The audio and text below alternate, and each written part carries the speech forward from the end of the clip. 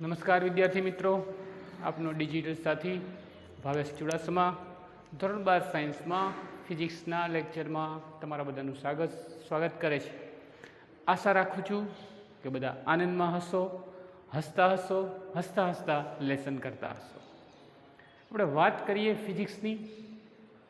ધોરણ 12 સાયન્સની અંદર આપણે તમે જાણો છો એમ વિદ્યુતભાર અને ક્ષેત્રોની અંદર આપણે કુલમના નિયમ સુધી લીધું હતું। શું હતો કુલમનો નિયમ? બે બિંદુવત અને સ્થિર વિદ્યુતભારો વચ્ચે બળ લાગે છે જેનું મૂલ્ય વિદ્યુતભારોના ગુણાકારના સમપ્રમાણમાં તેમની વચ્ચેના અંતરના વર્ગના વ્યસ્ત પ્રમાણમાં હોય છે। આ હતો કુલમનો નિયમ। પછી આપણે એને સદિશ સ્વરૂપે પણ જોયો હતો।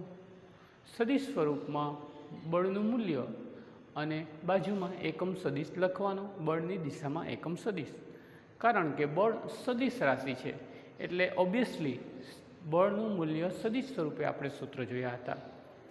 બે વિદ્યુતભારો ધન હોય, ઋણ હોય, ધન અને ઋણ હોય તો કેવી કન્ડિશન થાય એનો પણ આપણે અભ્યાસ કર્યો હતો મિત્રો।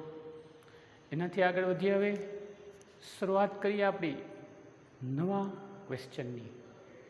તો તમે હું બધા જાણીએ છીએ કે આપણે જે નિયમ ગોઈતો એ એક વિદ્યુતભાર બીજા વિદ્યુતભાર ઉપર કેટલો નિયમ લગાડે છે।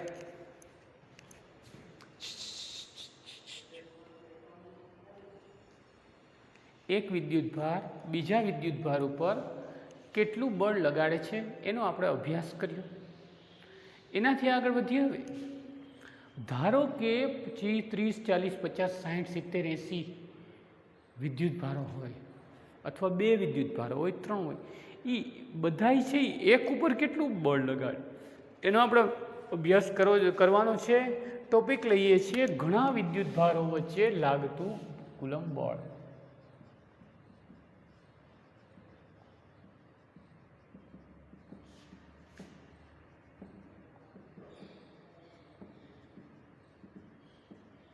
ટોપિકનું નામ છે ઘણા વિદ્યુતભારો વચ્ચે લાગતું કુલમ બળ। શરૂઆતમાં આપણે 3 વિદ્યુતભારનું લેશું, 4નું લેશું, nનું લેશું। તો વિદ્યાર્થી મિત્રો, એક કરતાં વધુ વિદ્યુતભારો હોય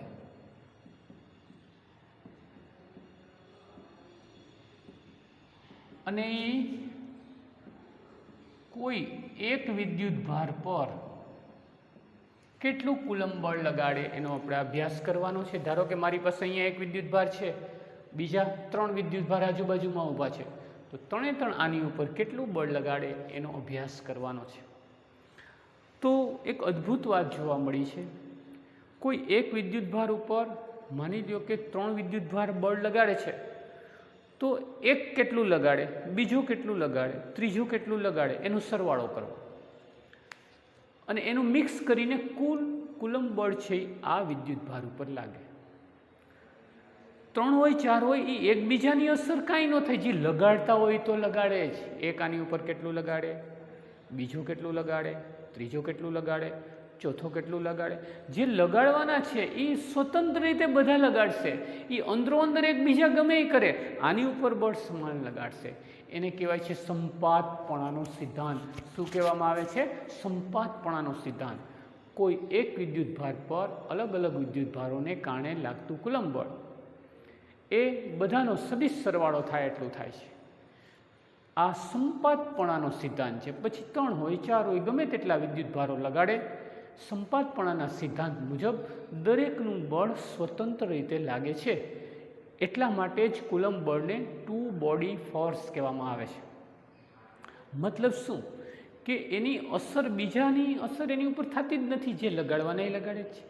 હવે આપણે પ્રશ્ન સ્વરૂપે લઈએ, આપણે એક સરસ મજાનો ક્વેશ્ચન લઈએ। 3 વિદ્યુતભારોના ઉદાહરણ દ્વારા સંપાતપણાનો સિદ્ધાંત સમજાવો।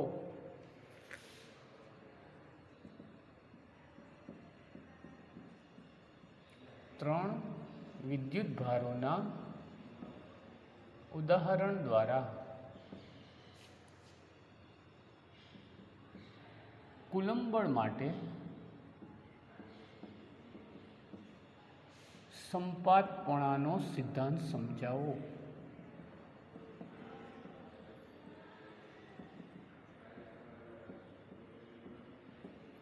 શરૂઆત કરીએ. ધારો કે 3 વિદ્યુતભારો Q1, Q2 અને Q3 છે. 3 વિદ્યુતભારોના આમાં જે ઉદાહરણમાં નામ છે એ આપણે છે Q1, Q2 અને Q3 છે. આપણે શું કરવું છે? Q1 પર Q2, Q3 ને લીધે જે કુલંબ બળ લાગે છે એનો સ્ટડી કરવો છે. Note this point. કોની ઉપર લાગે છે? Q1 પર. કોને લીધે? Q2 અને Q3 ને લીધે એનો આપણે અભ્યાસ કરવાનો છે. આકૃતિ દોરશું આપણે. O છે ઉગમ બિંદુ છે. 3 વિદ્યુતભારો લેવાના છે. માની લો કે હું Q1 અહીંયા લઉં છું, Q2 અહીંયા લઉં છું અને Q3 અહીંયા લઉં છું. તો O બિંદુ છે એ ઉગમ બિંદુ છે, એની સાપેક્ષ હવે આપણે બધાના સ્થાન સદિશો લેશું. શું લેશું? સ્થાન સદિશો. જોજો કઈ રીતે ગોઠવાય છે. Q1 નો સ્થાન સદિશ O થી R1 સદિશ છે. Q2 નો સ્થાન સદિશ R2 સદિશ છે. Q3 નો સ્થાન સદિશ R3 સદિશ છે. તો શરૂઆત કરીએ. O થી Q1 નું અંતર R1 દર્શાવાય R1 સદિશ તરીકે. O થી Q2 નું અંતર R2, O3 Q3 નું અંતર R3 છે. હવે બળ તમને ખબર છે, બળ લગાડવા માટે બધા વિદ્યુતભારોને જોડવા પડે. તો આપણે શેનો અભ્યાસ? Q1 પર Q2, Q3 કુલંબ બળ લગાડે તેનો આપણે સ્ટડી કરવો છે. તો 1 ઉપર 2 ને લીધે લાગતું બળ દોરવા માટે હવે આ બેનો જ વિચાર કરીએ આપણે. તો મારે એ બેને જોડવો પડે. આ સદિશ આને કહેવાય R1 - R2 સદિશ. બરાબર. પછી આને લીધે અભ્યાસ કરવો હોય તો આને જોડવા પડે. આપણે આગળ વધારશું. બરાબર. અને એ બેને લીધે મારે કુલ પરિણામી માટે બેને આગળ વધારવા પડે. અને પછી છેલ્લે સમાંતર બાજુ ચતુષ્કોણના નિયમ પ્રમાણે આ કુલ F મળે. આમ આપણે જોડી દો. ફિઝિક્સની અંદર સમાંતર બાજુ ચતુષ્કોણનો નિયમ તમને ખબર છે. તો હવે એક ઉપર બેને કારણે બળ એને કહીશું F12. શું આવશે? કે નું મૂલ્ય 1/4πε0. Q1, Q2 1 ઉપર લાગે છે પહેલા લખો, છેદમાં R12 એટલે બે વચ્ચેનું અંતર જેને આ કહેવાય છે ઇન્ટુ R12 કેરેટ. એ જ રીતે એનાથી આગળ વધીએ F13. તો એ રીતે એક ઉપર 3 દ્વારા કે Q1, Q3 R13 કેરેટ. પહેલાં આપણે બંને બળોનો સ્વતંત્ર રીતે સ્ટડી કર્યો. આને લીધે કેટલું બળ લાગે? તો કે આટલું. આને લીધે કેટલું બળ લાગે? આટલું. આપણે તો જોઈએ છે મિત્રો પરિણામી બળ. તો જો અહીંયા તમે જોઈ શકો છો આ બળ અહીંયા સુધી લાગે એની દિશા આ રીતે, આની બળ લાગે એની દિશા આ રીતે, બેનું પરિણામી અહીંયા લાગે F. સમાંતર બાજુ ચતુષ્કોણનો નિયમ મેં લાગુ પડ્યો. આ અહીંયા જે વિદ્યુતભાર હતો એક આમ ખેંચે એક આમ ખેંચે, તો બેનું પરિણામી બળ સમાંતર બાજુ ચતુષ્કોણના નિયમ મુજબ શોધવામાં આવે છે. તો કઈ રીતે મળે એનું આપણે હવે સ્ટડી કરવાનું છે. તો કુલ બળ છે એને હું F કહીશ. તો F બરાબર શું થાય? આ બે બળનો સરવાળો કરવાનો છે. 1 2 F13. મિત્રો હવે આકૃતિ કેન્સલ થઈ જશે ને અહીંયા એના સૂત્રો આવશે.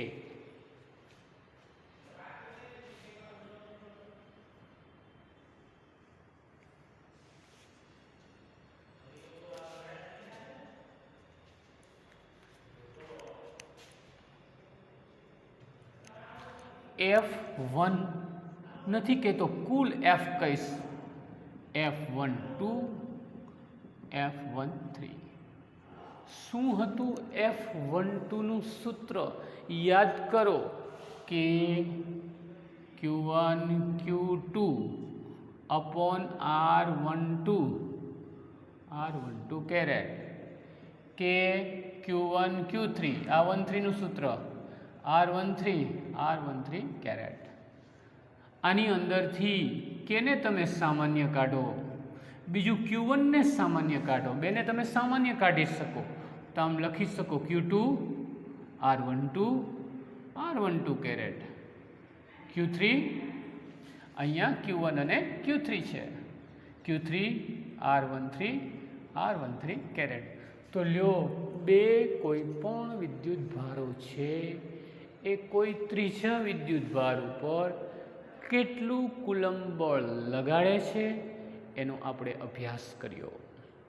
અહીંયા તમે જોઈ શકો છો કુલ કુલંબ બળ છે એ બંને બળોનો સદિશ સરવાળો છે. સદિશ એટલા માટે કે અહીંયા કોઈ વિદ્યુત ભાર ઋણ હોઈ શકે, કોઈ વિદ્યુત ભાર ધન હોઈ શકે, કારણ કે વિદ્યુત ભારો બે પ્રકારના છે.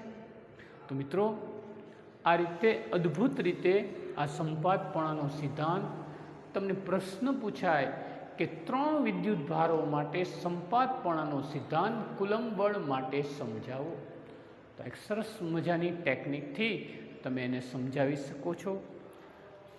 તમને એમ પૂછે સમજાવો કુલંબ બળ 2 બોડી ફોર્સ છે, તો એના માટે પણ આ ઉદાહરણ તમે લઈ શકો છો.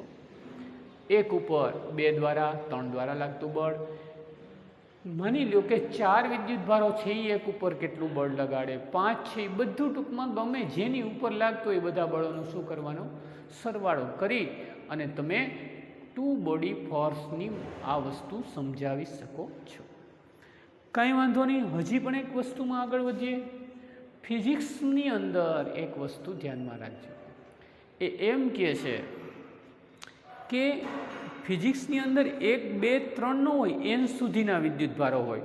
તો હવે આપણે એક સરસ મજાનું ઇક્વેશન સૂત્ર તારવીશું, n વિદ્યુત ભારોના બનેલા તંત્ર માટે કુલંબ બળનું સૂત્ર તારવો. આની ઉપરથી જ મળશે આ જ સિસ્ટમ.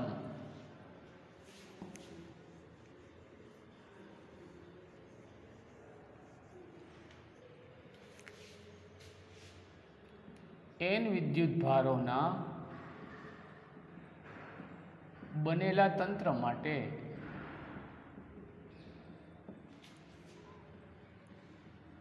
કુલંબ બળ ક્વેશ્ચન નું સૂત્ર સંપાતપણાના સિદ્ધાંત મુજબ તારવો. ચલો અહીંયા ધ્યાન રાખશો, મારી પાસે ધારો કે વિદ્યુત ભારો છે એ Q1 થી માંડી અને Qn સુધીના છે. જે ટેકનિક હતી એનો જ આપણે યુઝ કરીએ છીએ. હવે ઉગમ બિંદુથી એના મારે સ્થાન સદિશો લેવા પડે. ઓથી તેના સ્થાન સદિશો Q1 નો R1, Qn નો Rn છે. તો હવે આપણે ત્રીજી કન્ડિશન Q1 પર કોણ કોણ લગાડે, Q2 થી Qn સુધીના વિદ્યુત ભારો દ્વારા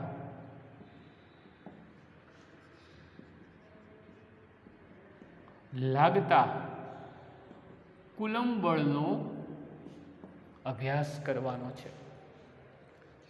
તો હવે આપણે આકૃતિ દોરીશું સરસ મજાની. એની અંદર આકૃતિમાં હવે ઘણા બધા વિદ્યુત ભારો છે, એટલે ટેક્સ્ટબુકમાં પણ હવે ઓ નથી બતાવ્યું, ડાયરેક્ટ એમ નમ ખાલી વિદ્યુત ભારો જ દર્શાવ્યા છે. બરાબર છે, તો હું ખાલી વિદ્યુત ભારો જ દર્શાવીશ. માની લો કે આ Q1 છે, શું છે Q1. આપણે Qn સુધીના દોરવાના, મંડો દોરવા, હાલો Q2 Q3, Q4, Q5, Qn આટલું તંત્ર છે મારી પાસે. હવે દરેકને જોડવાના. આ Q1 ને લીધે આમ, Q2 ને લીધે આવી રીતે, આ Q3 ને લીધે, Q4 ને લીધે, Q5 ને લીધે, આ ટપકા ટપકા ટપકા Qn સુધી. પછી આની અંદર દર્શાવ્યો છે અંતે ઝૂમ કરીને આકૃતિ. આ બધાનું પરિણામી બળ આપણે ગોતવાનું છે. આમ છેલ્લે ઘાટા લીટા દ્વારા આમ દર્શાવ્યું છે. આ છે કુલ એફ. આકૃતિની અંદર ટેક્સ્ટબુકમાં કલરફુલ આકૃતિ છે, તમે જોઈ લેજો. તો વિચાર કરો મિત્રો, આપણે ઓ નથી દર્શાવ્યું કારણ કે આમ બધી આકૃતિ થઈ જાય, ગંધારી થઈ જાય. ઓથી આમ દોરો તો ક્યાંય તમને બળનો તો મેળ જ ન પડે, ક્યાં બળ દર્શાવવું. એટલા માટે બુક્સની અંદર પણ શું કર્યું છે, ઓથી અંતર નિગ્લેક્ટ કર્યા આમ છે પણ દર્શાવ્યા નથી. તો આપણે શું કરવાનું છે આની અંદર, આ Q1 નામના વિદ્યુત ભાર પર કોને કોને લીધે Q2 કેટલું બળ લગાડે તમને ખબર છે, આ બાજુ હોય. Q3 કેટલું લગાડે એનો જો મેં એરો દર્શાવ્યો.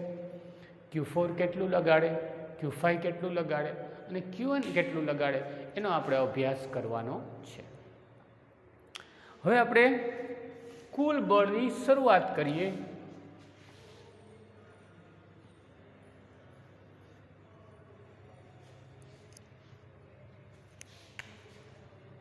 કુલ પરિણામી બળ જેને આપણે કહેશું F. તો કોણ કોણ લગાડે છે, F1 ઉપર 2 લગાડે. કોણ લગાડે, yes 2 number લગાડશે.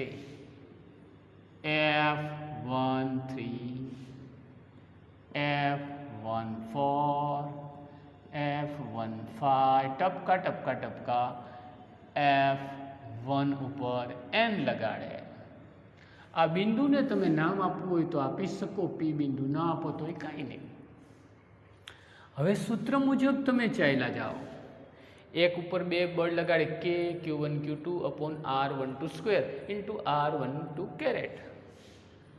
K Q1 Q2 R12. મિત્રો જાણો છો R12 એટલે આ બે વચ્ચેનું અંતર. R12 સદિશ કહેવાય એટલે અહીંથી આટલો સદિશ ધ્યાન રાખજો. બાજુમાં R12 caret. Same to same શું આવશે બોલો, યસ. તું મને કે ભાઈ શું 13 કઈ રીતે લખાય, હા બોલો, yes. K Q1 Q3 R13 caret. એનાથી આગળ વધી. હવે શું કરવાનું છે, Q14 શું આવશે, કોણ મને કહેશે, yes right. K Q1 Q4 R14 caret. એનાથી આગળ K શું આવશે, F15. જો આ વિદ્યુત ભાર જે બળ લગાડે એની દિશામાં હોય, K Q1 Q5 R15 caret. હવે ટપકા ટપકા 4 થી 5 બતાવો એ ઇનફ છે. એનાથી આગળ 1N તો શું લખીશું, પ્લસ K Q1 Qn છેદમાં R1N નો R12 R બધાના સ્ક્વેર આવશે હો, છેદમાં R સ્ક્વેર આવે. સોરી મિત્રો, અહીંયા જરાક બગડો ઉતાવળમાં. ઓકે છે અહીં ઇન્ટુ R1N કેરેટ. બધામાંથી કંઈ પણ સામાન્ય કોઈને દેખાય છે, કોને દેખાય છે, યસ મને કહો. તો બધામાંથી K કોમન છે. બીજું શું કોમન છે, Q1 કોમન છે. કોમન મતલબ બધામાં હોય. જો એમ કે સાહેબ અહીંયા 1 2 છે ને 1 3 છે, 1 કોમન એમ નહીં, આ તો એક અંતર બતાવે છે. આટલું બધામાં કોમન છે. શું લખીશું, હળવે હળવે લખવાનું, ઉતાવળાસો બાવરાન, ધીરાસો ગંભીર. Square plus Q3 plus Q4 plus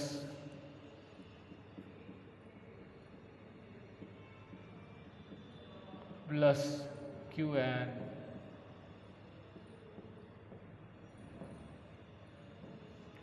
હવે જોજી આપણે સદિશની ભાષામાં નવી રીતે રજૂઆત કરી શકીએ. જે આંકડા રિપીટ થતા હોય એને I બરાબર 1 થી n બતાવી શકીએ. તો જો તમારી ટેક્સ્ટબુક પણ તમે ખોલજો, એની અંદર પણ આ બધું આપેલું જ છે, ચેક કરજો. I લખી શકો, જે લખી શકો. હવે જોજો Q2 Q3 Q4 Q5, તો આમ લખી શકું QI બરાબર. અહીંયા 2 3 4 5, તો અમે લખી શકું R1I કેરેટ.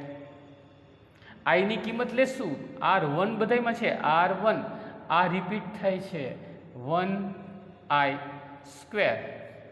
અહીંયા સિગ્મા I બરાબર 1 થી n, એટલે કે આવા તમામ પદોનો સરવાળો I બરાબર શું છે વિદ્યાર્થી મિત્રો? ખરેખર તો 2 થી n છે. તો જો 1 થી n લખાઈ ગયું તો નીચે લખવાનું I naught is equal to 1, પણ I ડાયરેક્ટ 2 થી જ લખો. I ઇઝ ઇક્વલ ટુ 2 થી n. જોઈ શકો છો I ની જગ્યાએ 2 થી શરૂઆત થશે. અને હા, બીજી એક વાત, આ વાત લખવાની કદી ન ભૂલાય. R કોઈ પણનો એકમ સદિશ શું છે તમે જાણો છો? સદિશ છેદમાં તેનું મૂલ્ય. તો અહીંયા દરેક વખતે જે કેરેટ દર્શાવે છે એ તે દિશાનું સદિશ છેદમાં તેનું મૂલ્ય વડે લખી શકાય છે. તો વિદ્યાર્થી મિત્રો, આ સંપાતપણાનો સિદ્ધાંત થયો. કુલંબ બળ છે એ 2 બોડી ડાયાગ્રામ છે બરાબર, 2 બોડી ફોર્સ છે. સંપાતપણાનો સિદ્ધાંત મતલબ એક ઉપર જેટલા પણ બળ લગાડે છે એ બધા છે એનો તમારે ટોટલ સરવાળો કરવાનો છે. તો આવી રીતે સરસ મજાનું કુલંબ બળની વાત કરી. આની પહેલાં આપણે શું શીખ્યા હતા? બોલો મિત્રો. પહેલાં સાદો કુલંબ બળ લીધો. 2 બિંદુવત વિદ્યુત ભારો વચ્ચે લાગતું કુલંબ બળ તેમના ગુણાકારના સમપ્રમાણમાં તેમની વચ્ચેના અંતરના વર્ગના વ્યસ્ત પ્રમાણમાં હોય છે. ત્યાંથી શરૂઆત કરી. પછી આગળ વધી અને આપણે એવી વાત કરી કે ભાઈ કુલંબ બળ છે, કોઈ પણ બળ છે તો સદિશ રાશિ છે. તો સદિશ રાશિને દર્શાવવા માટે આ બળોને સદિશ સ્વરૂપે દર્શાવવા પડે. બીજું, બે વચ્ચે જે બળ લાગે છે એ બેને જોડતી રેખા ઉપર છે, તો એની ઉપરથી આપણે સદિશ સ્વરૂપ લીધું. ધન સ્વરૂપે, ઋણ સ્વરૂપે કઈ રીતે દર્શાવી શકાય એનો પણ આપણે અભ્યાસ કર્યો. એનાથી પછી આગળ વધ્યા અને આપણે હાઈફાઈ ટેકનિકથી વિચાર્યું. શું વિચાર્યું? કે એક વિદ્યુત ભાર ઉપર 2 3 4 બધા વિદ્યુત ભારો કેટલું ફોર્સ લગાડે, કેટલું બળ લગાડે, કેટલું કુલંબ બળ લગાડે, આપણે તેનું સ્ટડી કર્યો. શું વિચાર્યું એની અંદર? બહુ સિમ્પલ વસ્તુ છે. એક ઉપર આ બીજો લગાડે એ તો લગાડવાનો જ છે, ત્રીજો લગાડે એ તો લગાડવાનો જ છે. ખાલી બધાનો ટોટલ કરવાનો. પણ મિત્રો આ ક્વેશ્ચન છે એ 3 માર્કમાં પૂછાઈ શકે, 4 માર્કમાં પૂછાઈ શકે, 5 માર્કમાં પૂછાઈ શકે છે. બહુ સિમ્પલ ક્વેશ્ચન. તમારે ખાલી 3માં પૂછાય તો બધાના ઉગમ બિંદુથી ડિસ્ટન્સ દર્શાવવા અને છેલ્લે સમાંતર બાજુ ચતુષ્કોણની મદદથી પરિણામી બળ દર્શાવવું. પરંતુ જો n વિદ્યુત ભારોનું બનેલું તંત્ર કે તો નેચરલી છે કે તમે બધાને દર્શાવી ન શકો. તો અહીંયા Q1 ઉપર જેની ઉપર લાગતું હોય એને એક જગ્યાએ ફિક્સ કરી દેવાનું. Q2 Q3 Q4 Q5 કેટલું બળ લગાડશે તેનું સ્ટડી કરવાનું. બહુ સિમ્પલ. બળનું સૂત્ર K Q1 Q2 / R². પણ સદિશ સ્વરૂપ હોય તો બાજુમાં તે દિશાનો એકમ સદિશ લખવાની વાત ભૂલાવી જોઈએ નહીં. તો 1 ઉપર 2 ને લીધે, 1 ઉપર 3 ને લીધે, 1 ઉપર 4 ને લીધે, 1 ઉપર 5 ને લીધે, 1 ઉપર n ને લીધે જે બળ લાગે છે એનું સ્ટડી કર્યો, એનો સરવાળો કર્યો. અને હા, આ સ્ટેપની ખાસ કિંમત છે. ફિઝિક્સની અંદર સદિશ સ્વરૂપ દર્શાવવા માટે આવી ટેકનિક વપરાય છે. તો મિત્રો, આ રીતે આપણે કુલંબ બળની અંદર સંપાતપણાના સિદ્ધાંતનો અભ્યાસ કર્યો. ક્યાંય ન જતા, ફરી મળીએ છીએ રાઇટ બેક નાવ. ઓકે, આવજો, બાય બાય, સાયોનારા.